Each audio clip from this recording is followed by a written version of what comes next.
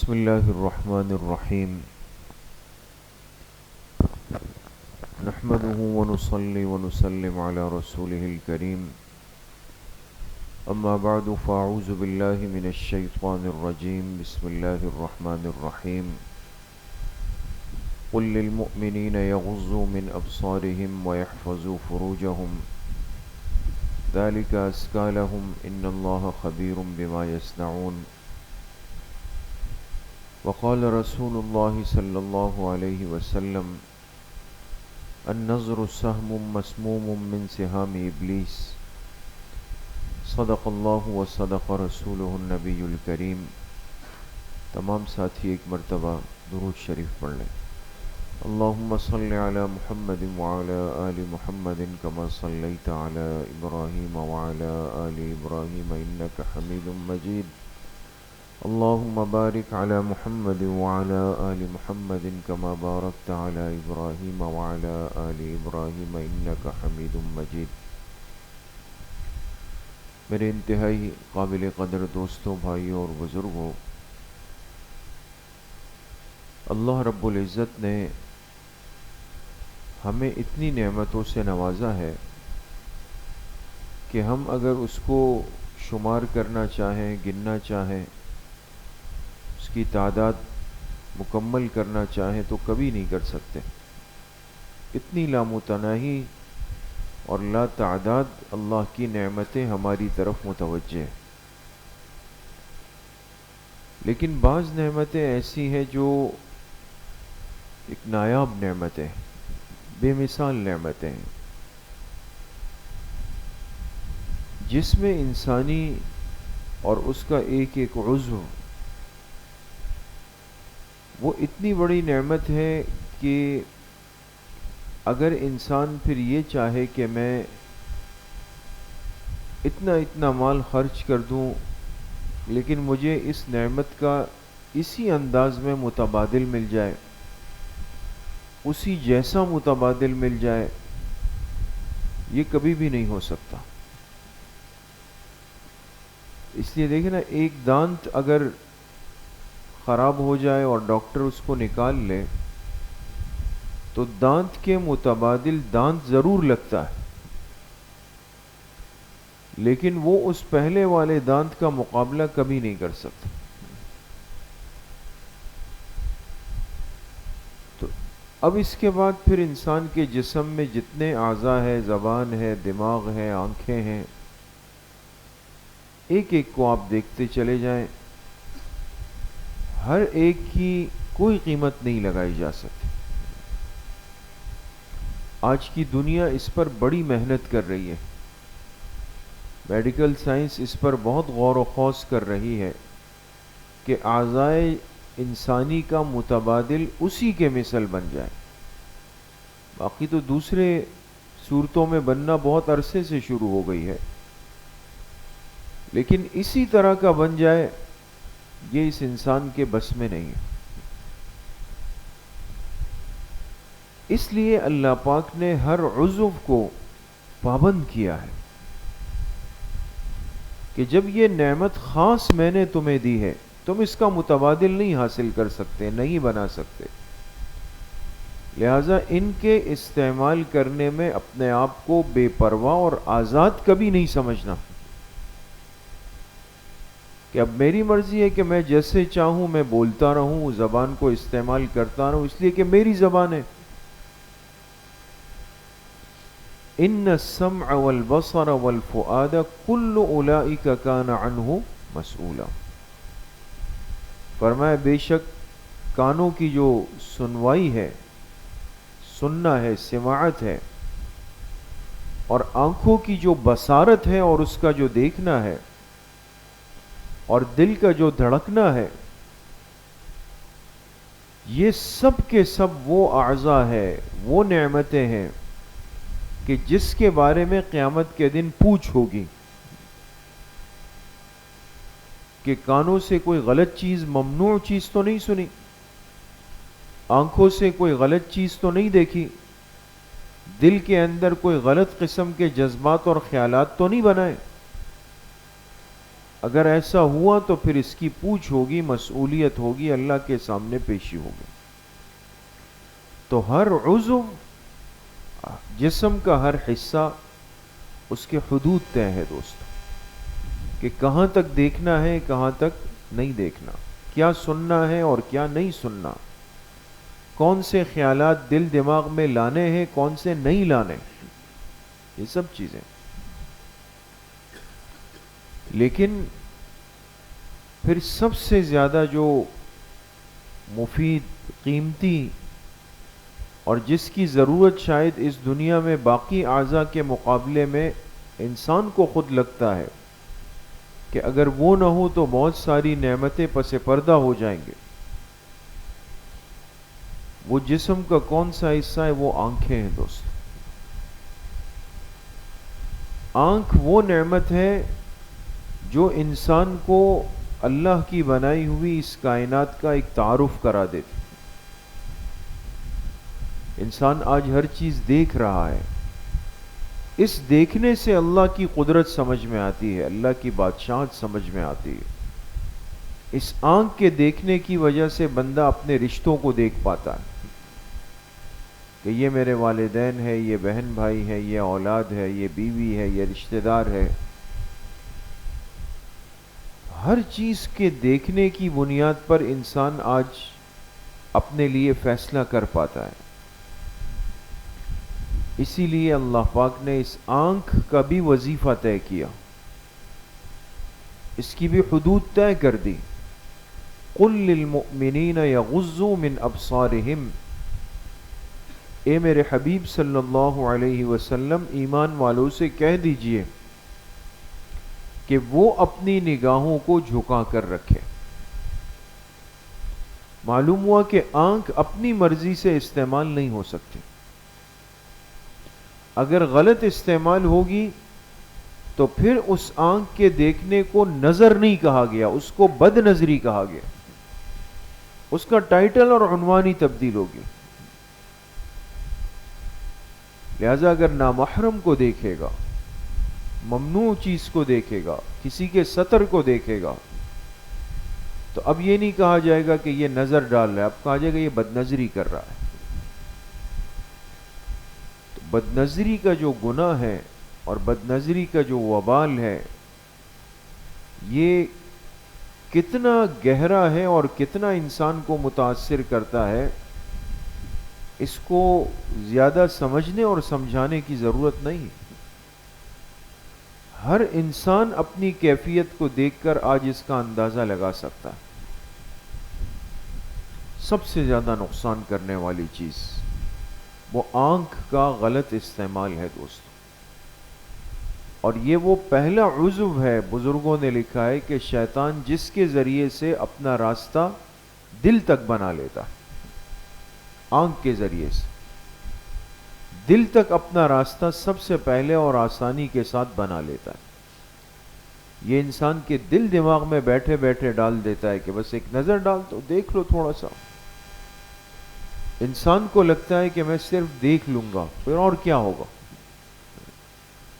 لیکن جب وہ اس پہ نظر ڈال دیتا ہے، حدیث پاک میں جناب رسول اللہ صلی اللہ علیہ وسلم نے فرمایا کہ یہ بد نظری کرنا کیا ہے؟ فرمایا سہم مسموم من سہام ابلیس، یہ شیطان کے زہر میں بجھے ہوئے تیروں میں سے ایک تیر ہے۔ تیر کتنی خطرناک چیز ہے، انسان کو زخمی کر دیتا ہے، مار دے، پھر اس کو زہر کے اندر ڈالا گیا ہو، بجھایا گیا ہو، پھر اس کو چلانے والا انسان نہیں شیطان ہو، تو کتنے نقصانات پہ نقصانات جڑے ہوئے۔ تو یہ تو اس کے زہر میں بجھے ہوئے تیروں میں سے ایک تیر ہے، اور بندے کو استعمال کر لیتا ہے کہ بھئی یہ نظر ڈال دو یہاں پہ۔ تو آج یہ گناہ بہت زیادہ عام ہو چکا ہے کہ ہم اپنی نگاہوں کے استعمال میں، نظروں کے استعمال میں احتیاط نہیں کرتے، اور ہر ایک کو ایسا لگتا ہے کہ اس سے کچھ نہیں ہوگا، میں اپنی حفاظت کر سکتا ہوں، اس سے کچھ بھی نہیں ہوگا۔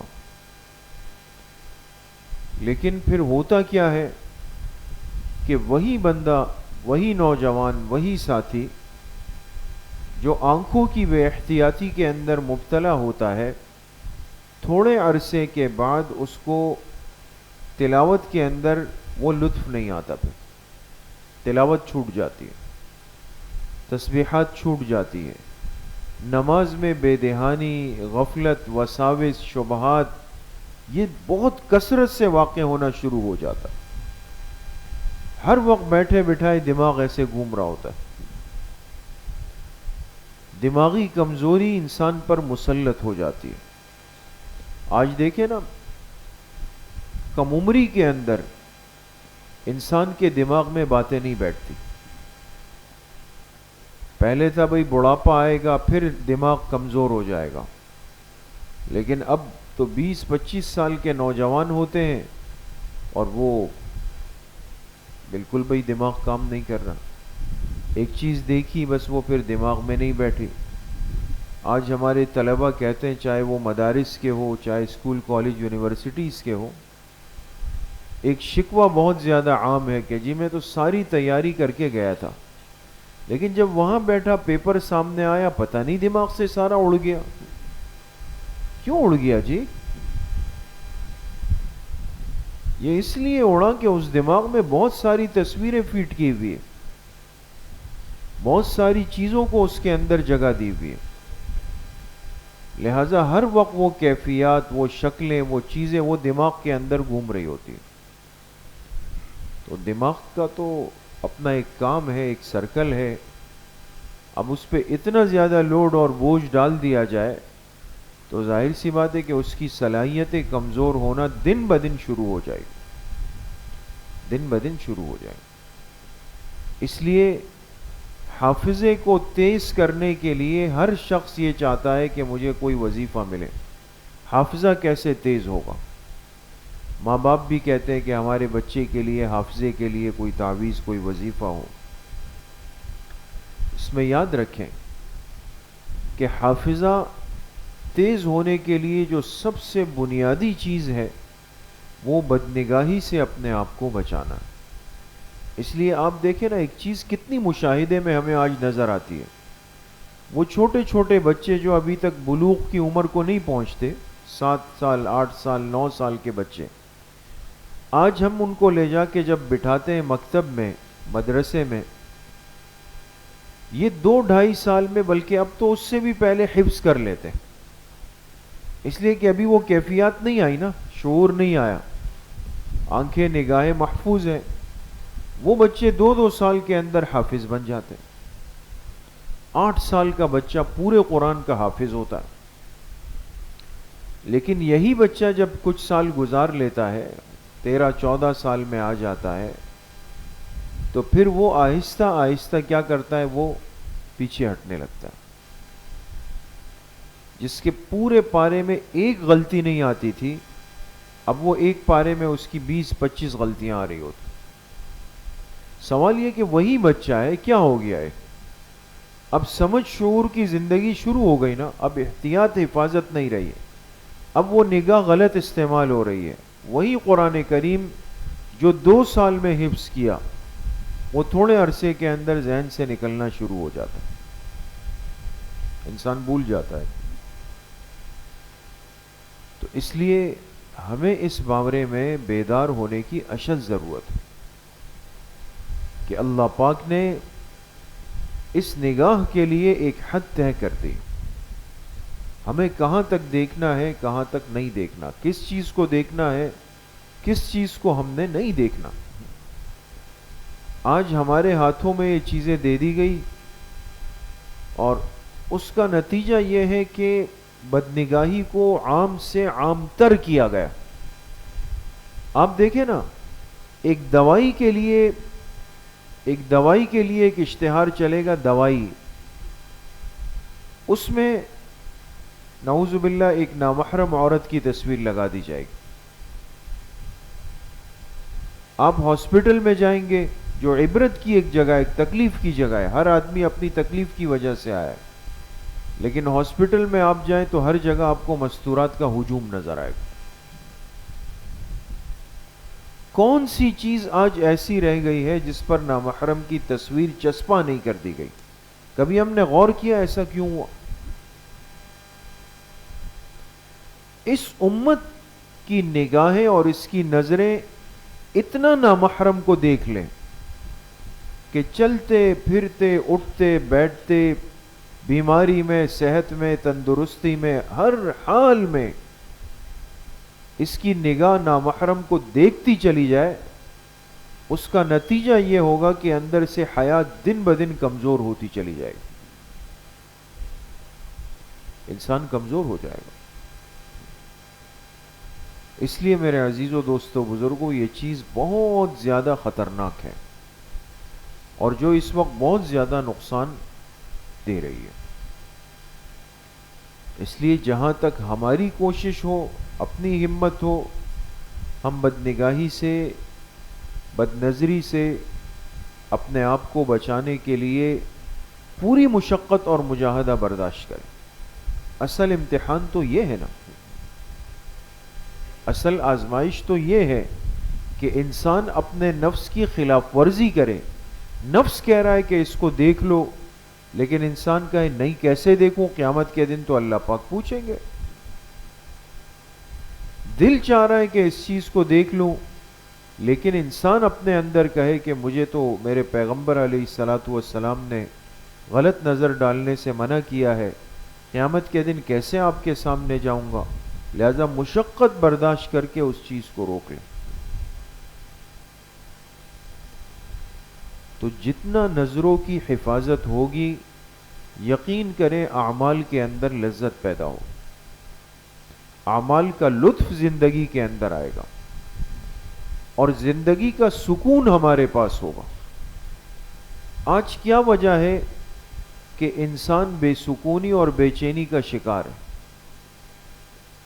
حلال راستہ، حلال زندگی اس کے پاس موجود ہے، نکاح ہو گیا، زندگی چل پڑی، لیکن مہینے ڈیڑھ دو مہینے کے بعد وہ بے چینی پریشانی پھر دماغ پہ لگ جاتی ہے، اس لیے کہ اتنے چہرے دیکھ چکا ہوتا ہے، اتنے چہرے دیکھ چکا ہوتا ہے کہ اب وہ ایک پر اکتفا کرنا اس کو سمجھ ہی نہیں آ رہا۔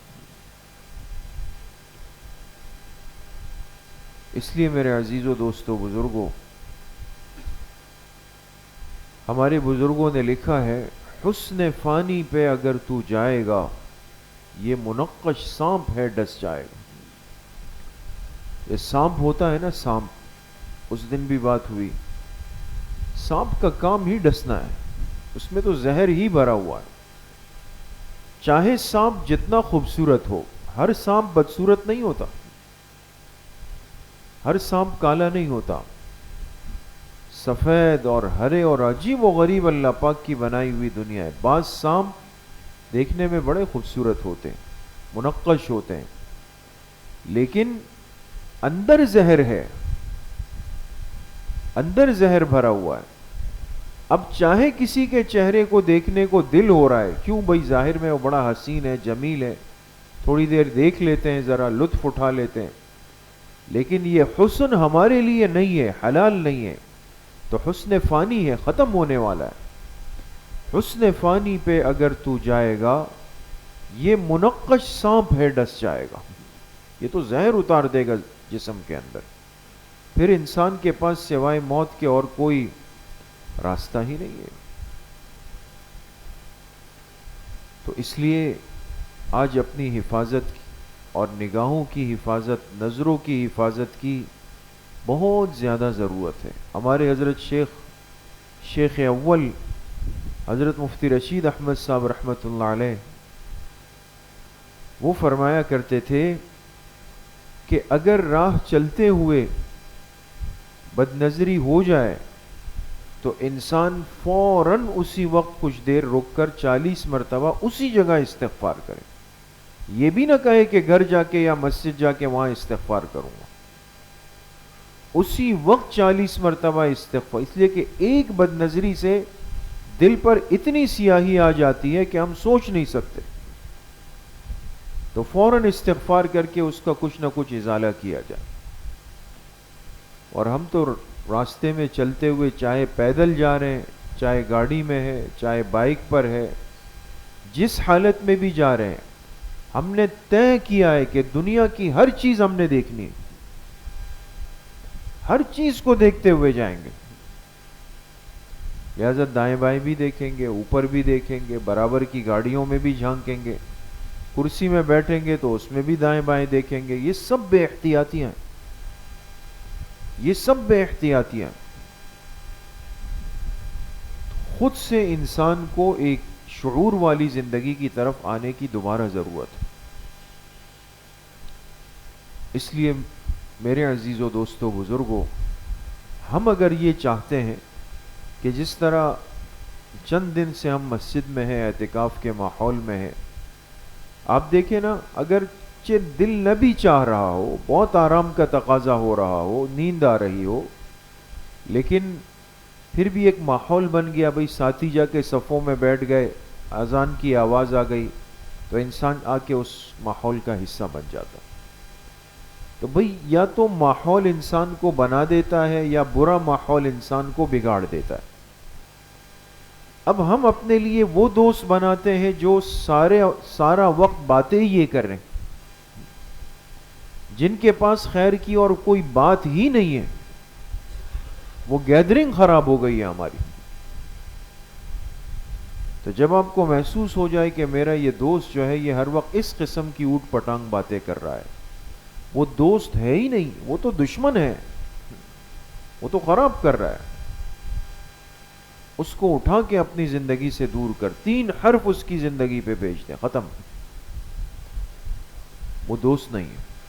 یا آپ جس مجلس ماحول میں بیٹھتے ہیں، آپ کو اندازہ ہو جائے کہ وہاں کی ساری سوچ یہ ہے، اس مجلس ماحول سے اپنے آپ کو دور کر دیں. موبائل ہاتھ میں ہے، آپ کو لگے کہ جتنا ہاتھ میں آتا ہے میں غلط چیزیں دیکھتا ہوں، سمجھ جائے کہ یہ مجھے برباد کر دے گا، اس سے اپنے آپ کو دور کرنے کی پوری کوشش کریں. کیوں ہم نے آپ حضرات سے پہلے دن درخواست کی کہ بھئی معتکفین اس چیز کو اپنے پاس نہیں رکھے، حالانکہ وہ تو ہماری تو نہیں ہے، آپ حضرات کی، ہمیں تو اس میں کوئی وہ نہیں ہے، آپ کی ملکیت ہے. لیکن مسئلہ یہ ہے کہ وہ اعتکاف میں بھی وہ چیز ہمارے ساتھ ہے اور ہم اس کو دیکھ رہے ہیں، چیک کر رہے ہیں. کام تو وہ اپنا کرے گی، کام تو کرے گی. تو اگر شوگر کا مریض دوائیاں لپ پہ لپ کھا رہا ہو لیکن اس کے ساتھ بھرپور چینی والی چائے بھی پی رہا ہو تو کیا فائدہ ہے؟ اس لیے برے دوستوں سے، برے ماحول سے اپنے آپ کو دور رکھیں. نظروں کو جھکا کر چلنا ایک باحیا مسلمان کی پہچان ہوتی ہے. اپنی نظروں کی حفاظت کرتے ہوئے چلیں. ہر چیز کو دیکھنا کوئی ضروری نہیں. آپ کو کسی سے کوئی کام ہوگا یا آپ سے کسی کو کام ہوگا، وہ آپ کو آواز خود دے گا. لہذا یہ نہ کہیں کہ پتہ نہیں کون راستے میں آگے پیچھے ہو جائے پھر مجھے پتہ نہ چلے. کام جہاں ہوتا ہے وہاں سب چیزیں بنتی چلی جاتی، لیکن نگاہوں کو کنٹرول میں رکھیں اور اس کی حفاظت کریں. کسی جگہ خریداری کے لیے، کسی کام کے لیے، کسی معاملے کے لیے چلے جائیں تو یہ سمجھ ہم میں خود ہونی چاہیے. اب آپ گئے، آپ نے دیکھا یہاں مستورات کھڑی ہے، یہاں مرد کھڑے ہیں. اب نفس ہے نا، انسان کو کہتا ہے جا کے اس کاؤنٹر پہ کھڑے ہو جاؤ جہاں مستورات کھڑی ہوئی، ان سے جا کے ڈیل کرو، ہینڈلنگ کرو. تو وہاں جا کے پھر کون سے جو ہے نا وہ خیر کی باتیں ہوں، بار بار بدنگاہی ہوں گی، آوازوں کا اثر ہوگا، یہ سب چیزیں ہوں گی. انسان گناہ کے اندر مبتلا ہو جائے گا. وہاں پہ خود احتیاط کریں. علماء نے آداب لکھیں. ایک راستے پہ انسان چل رہا ہو، آگے مستورات جا رہی ہو، بالکل ان کے پیچھے نہ چلیں. یا تو خود اپنے آپ کو آگے کر لیں، یا اپنی سمت تبدیل کر لیں، یا فاصلہ بڑھا دیں. احتیاط کریں. جس جگہ مستورات ایک دفعہ بیٹھ جائیں اور پھر اس جگہ کو وہ چھوڑ دیں، علماء نے لکھا کہ فوراً جا کے اس جگہ پہ انسان نہ بیٹھے. یہاں بھی شیطان اپنا راستہ بنائے. اب یہ باتیں چھوٹی چھوٹی لگتی ہیں لیکن اس کا اثر انسان کے کیفیات پہ پڑ جاتا ہے. اس لیے میرے محترم دوستو بزرگوں، ایک اعتکاف تو یہ 9-10 دن کا ہے، ایک اعتکاف ساری زندگی کا ہے۔ اللہ سے ہم مانگ کے جائیں کہ اللہ جس طرح اعتکاف کے دنوں میں بہت سارے گناہوں سے آپ نے بچایا اپنے گھر میں بٹھا کے، ہمیں ساری زندگی کا ایسا ماحول نصیب فرما دے کہ ہم آپ کے دیے ہوئے اس جسم کو اور جسم کے اعضاء کو آپ کے حکم کی خلاف ورزی میں، آپ کی نافرمانی میں استعمال نہ کر لیں۔ اس لیے حضرت علی رضی اللہ تعالی عنہ آپ علیہ السلام کے ساتھ بیٹھے ہوئے تھے، آپ نے فرمایا یا علی لا تتبع النظرة النظرہ۔ اس سے ایک بڑا مسئلہ بھی حل ہوتا ہے اس حدیث سے نا، کہ بھئی بدنگاہی سے انسان اپنے آپ کو بچائے۔ تو بعض دفعہ انسان کہتا ہے کہ بھئی میں تو اچانک نظر پڑ گئی نا، یہ بھی تو ہو سکتا ہے نا کہ آپ کا ارادہ نہیں تھا اور آپ جا رہے ہیں یا آپ کہیں پر بیٹھے، اچانک نظر کسی نامحرم پہ پڑ گئی، تو پھر کیا ہوگا؟ آپ علیہ الصلوۃ والسلام نے فرمایا اے علی، نگاہ کے بعد دوسری نگاہ مت ڈالو۔ دیکھیں نا، علماء نے لکھا اس سے پتہ چلا کہ پہلی نگاہ بے احتیاطی میں تھی، اچانک پڑ گئی، اس پہ کوئی پکڑ نہیں، جس میں آپ کا کوئی ارادہ نہیں تھا۔ لیکن دوسری نگاہ جب جائے گی وہ ارادتاً ہوگی، اس پہ پوچھ بھی ہوگی، اس پہ پکڑ بھی ہوگی۔ اس لیے بے دہانی میں نظر پڑ جائے، انسان نگاہیں جھکا لے، رخ پھیر دے، اپنے لیے چلا جائے۔ لیکن پہلے بے دہانی میں پڑ گئی اور اب خوب دھیان بنا کر کے دیکھ رہا ہے، تو پھر نقصان ہو جائے گا۔ تو بہرحال عرض کرنے کا مقصد یہ ہے کہ یہ وہ روحانی امراض ہے اور ان میں سے ایک بڑا مرض ہے جو آج ہمارے اعمال کی، اخلاق کی کیفیات کو بہت زیادہ متاثر کرتا ہے، ہمارے حافظے کو خراب کر دیتا ہے، کمزور کر دیتا ہے۔ تو اس سے اپنی حفاظت کی، توبہ کرنے کی اشد ضرورت ہے۔ اللہ کریم مجھے بھی آپ سب کو صحیح عمل کی توفیق نصیب فرمائے۔ ایک مسئلہ یہ عرض کر دوں